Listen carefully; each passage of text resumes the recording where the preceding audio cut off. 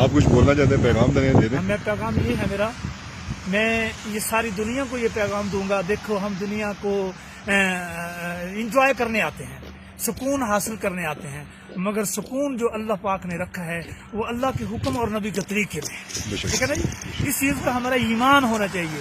یہ دیکھو نا، یہ اب برف گر رہی ہے، ہم اس کو دیکھنے کے لیے بڑی دور سے لوگ آتے ہیں کہ برف دیکھیں گے. اللہ کے بندے تو اللہ تو ہر قطرے میں نظر آتا ہے.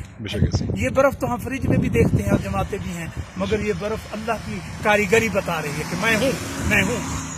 ہم نے اللہ کو چھوڑا، اللہ نے پھر بھی ہمیں نہیں چھوڑا، اللہ نے ہمیں پھر بھی نہیں چھوڑا ہے. ہم اللہ کو بھلا دیتے ہیں، اللہ پاک ہمیں نہیں بھلاتا. اگر اللہ ہمیں بھلا دے تو ہم برباد ہو جائیں. یہ میرا پیغام ہے.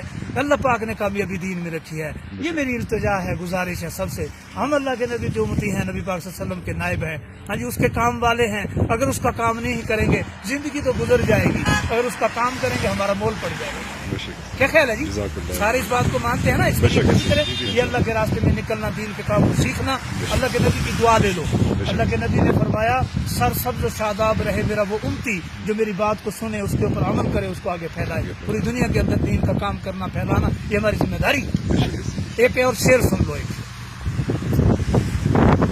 من لوہے پہ سونے کا ایک ٹکڑا ہے بھاری، من لوہے پہ سونے کا ایک ٹکڑا ہے بھاری، عابد کی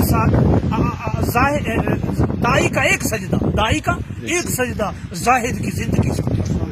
اور اس بات